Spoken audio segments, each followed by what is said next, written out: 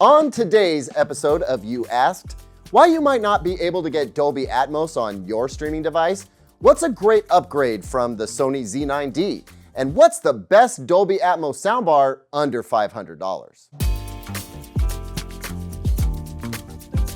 Welcome back, everyone. I'm Caleb Dennison, and this is You Asked, where I answer questions that you asked in hopes of helping you and others who might have the same kind of questions. We've got a fun one today, so let's get right into it. Oh, I'm sorry. Before I start the video, I gotta get a like real quick. Can you go click that thumbs up button down below? Perfect. Thanks so much. Now let's do this. Our first question is about Dolby Atmos, and the viewer wrote, "You mentioned episode 7 of Star Wars via Disney+.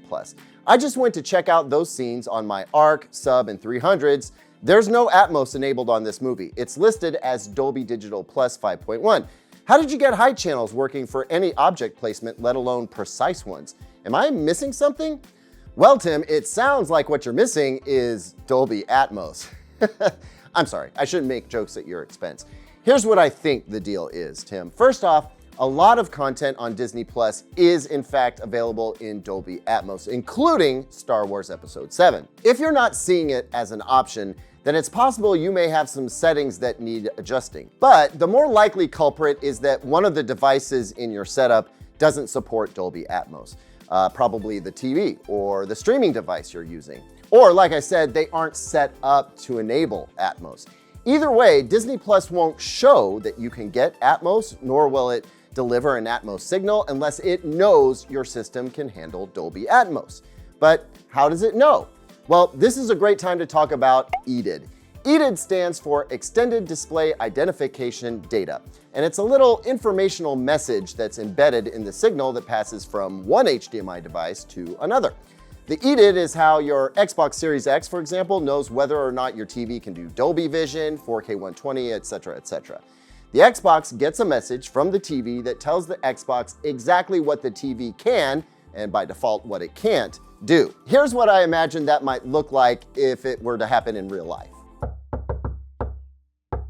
Yeah, come in. Hey, nice to meet y'all. I'm the new streamer that Bob ordered. Another one? There's no HDMI ports left. Okay, I'm gonna be honest, we weren't expecting you. Do you have your papers? Oh, yeah, sure, here you go. Well, boys, looks like another impulse Amazon purchase. That figures. Okay, then, why don't you go ahead and take the HDMI 4 port? Hey, that's my room. Chill out, Switch. Nobody's touched you in weeks. And besides, I have a feeling this one's gonna end up lost in a backpack or left plugged into a hotel TV. You know what I mean, boys? Ha ha ha! Yeah, it's true. Switch, you'll be back. Maybe. This sucks. Okay, I'm in. Here's my EDID. Okay, let's have a look. 4K resolution, good. 60 hertz, okay. HDR, nice. Oh, Says here you don't do Dolby Vision or Dolby Atmos. Oh man, that's too bad. Ooh, yeah, that's not a good look. Yeah, that doesn't sound great. I mean, I was $20 on a fire sale. What do you expect? Okay, chill, we're all friends here. Hey, Disney Plus. Well, hi there, how are we doing today? Disney Plus, you do too much. Why, thank you. So look, Big D, we have a new streaming device here, and the EDID says no Dolby Atmos or Dolby Vision. Aw, that's so cute. Rightio then, no problemo, my amigo. I'll just make sure Bob knows we're doing standard HDR and Dolby Digital 5.1. I'll put it right up on the screen so we're all on the same page. Yeah, sure, Disney, whatever you say. I just do what I'm told, just sharing the info. And we do so appreciate it. Now, how about some Mandalorian to start this gorgeous fall evening? You know what the Mandalorians say, but please don't. This is the way. So in that little skit, the new streaming stick is a budget model that doesn't do Dolby Atmos.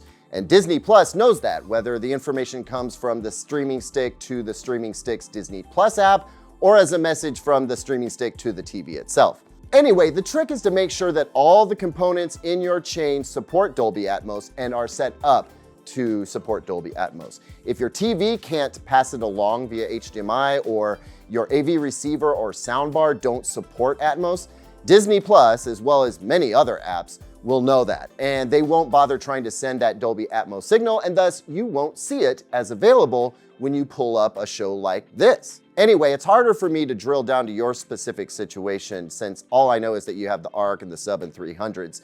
If I knew a little bit more about the other components in your system, I might be able to help you drill down a little bit further. So reach out again and we'll see what we can do. Next question. I was lucky enough to get 2 Sony Z9Ds.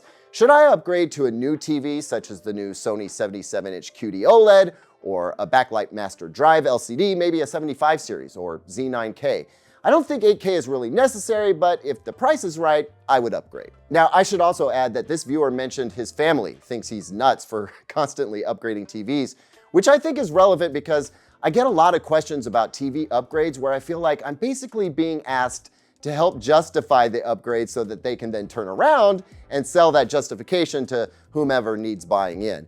I'm not mad about it, but keep in mind, I'm not trying to get myself in trouble with your family or significant others either. Anyway, the Sony Z9D was and is a great TV, and in some key ways, it still outperforms many mid-level TVs that you can buy today. But you're looking to upgrade, and a QD OLED or an X95L would certainly be an upgrade by all accounts. While the Z9D was advanced for its time, even the Z9F was a notable upgrade. Today's A95L, A80L, or X95L would all look significantly better for motion, contrast, and color. Also, the built-in smart TV system and apps that run on it will all run much better. I mean, it's been 7 years. I understand if you want to upgrade. When great TV performance is important to you, I think waiting 5 years, let alone 6 or 7, is definitely going to give you justifiable upgrade-itis. Not everyone can afford to upgrade that often, but if you can, go for it.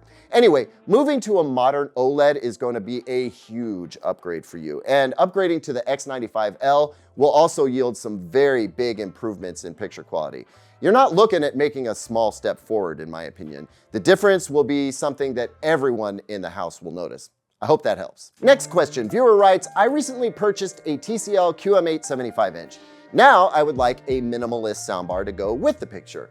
I'd rather have one soundbar and a subwoofer over rear speakers. Looking for an Atmos soundbar that will fit under my QM8, which is currently on its stand. Budget ideally under $500. Please let me know what you suggest. Well, honestly, it's going to be tough to come up with one soundbar that satisfies all of those requirements. The best Atmos soundbar under $500 for Atmos effects is probably the Bose Smart Soundbar 600, but it doesn't come with a subwoofer.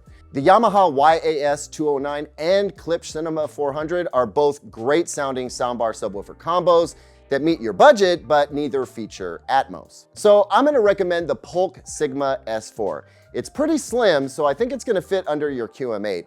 It does Atmos really well, has solid audio fidelity, and it comes with a wireless subwoofer, but no surround speakers. It's light on features, but you did want minimalist, so that will probably be fine. It's super plug and play. All in all, I think it's your best pick. And bonus, it comes in well under $500. You could add a subwoofer to the Bose 600 and do even better, but that would blow your budget. Next up, the viewer writes, I'm looking to upgrade my TV, but I'm frustrated with the limited number of HDMI 2.1 sockets on Panasonic and Sony TVs. When I finally upgrade my TV, I will be connecting my PC to one of the HDMI 2.1 inputs and a 4K Blu-ray player to the other. If I was to connect the Blu-ray player to the TV through a soundbar, would that have any negative effect on the viewing experience, or is it better to connect the player directly to the TV? Look, I am so happy to address this question because I'm hoping that we can pump the brakes on the mostly unnecessary frustration and even outrage that I'm seeing around a TV not having 4 full bandwidth HDMI 2.1 ports. Here's the perfect example. This viewer seems frustrated that both his HDMI 2.1 ports will be occupied when he plugs in his PC and 4K Blu-ray player. Honestly, in this case, the frustration is probably unnecessary. Why? Well, because your 4K Blu-ray player benefits in no way whatsoever from HDMI 2.1. Your 4K Blu-ray player can't even scratch the surface of the 18 gigabytes per second bandwidth of HDMI 2.0, let alone the 48 gigabits per second of HDMI 2.1.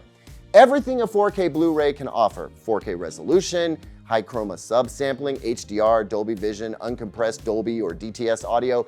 It's all just fine delivered through any of your HDMI ports. So you could connect your PC and a game console to your HDMI 2.1 ports and plug your 4K Blu-ray to any of the remaining ports and be just fine. You wouldn't miss out on anything. Unless you're gonna run PC, Xbox Series X, and PlayStation 5 all on the same TV, you don't need more than 2 HDMI 2.1 ports. But if you wanted to connect your 4K Blu-ray player to a soundbar, it shouldn't have any negative effects on the fidelity of the video. If you wanted the soundbar to act as an HDMI 2.1 input switch, well, good luck finding one that offers more than one HDMI input that's also HDMI 2.1 compliant. They do exist, but those are rare beasts indeed. Thanks as always for watching, everyone. What did you think of this week's questions? Were they helpful? Should I shift focus to other kinds of questions? And if so, what would you like to see answered? Please do leave me feedback down in the comments. Don't forget to like and subscribe and ring that bell. I'll see you on the next one. And until then, here's 2 other videos I think you might like.